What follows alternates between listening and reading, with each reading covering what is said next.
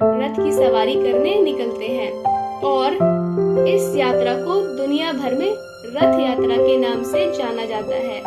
जगन्नाथ जी की रथ यात्रा में शामिल होने का पुण्य 100 यज्ञों के बराबर माना जाता है। जानकार बताते हैं कि रथ यात्रा की तैयारी अक्षय तृतीया के दिन से श्री कृष्ण, बलराम और सुभद्रा के रथों के निर्माण के साथ ही शुरू हो जाती है।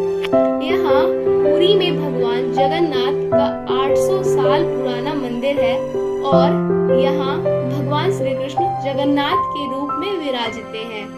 आइए आपको बताते हैं इस ऐतिहासिक रथ यात्रा की शुरुआत कैसे हुई और साथ ही यह भी तीनों रथों से जुड़ी खास बातों के बारे में भी जानिए।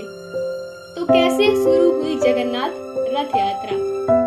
धार्मिक मान्यता के अनुसार एक बार बहन सुभद्रा ने अपने भाइयों कृष्ण और बलराम जी से नगर को देखने की इच्छा प्रकट की। फिर दोनों भाइयों ने बड़े ही प्यार से अपनी बहन सुभद्रा के लिए भव्य रथ तैयार करवाया और उस पर सवार होकर तीनों नगर भ्रमण के लिए निकले थे। रास्ते में तीनों अपनी मौसी के घर गुंडीचा भी खाए गए और यहाँ पर 7 दिन तक रुके और उसके अन्य चीज का प्रयोग नहीं किया जाता है।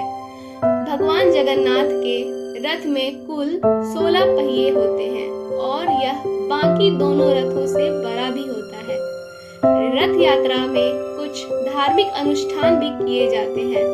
मान्यता है कि इस रथ यात्रा का साक्षात दर्शन करने भर से ही 1000 यज्ञों का पुण्य फल मिल जाता है। जब तीनों रथ यात्रा के लिए सज संवर कर तैयार हो जाते हैं तो फिर पुरी के राजा गजपति की पालकी आती है और फिर रथों की पूजा की जाती है।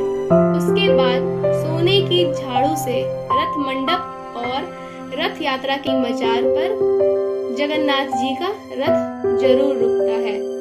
तो हम लोग जान लिए हैं कि जगन्नाथ यात्रा क्या होती है, इसका महत्व क्या है और इसकी शुरुआत कैसे हुई। धन्यवाद।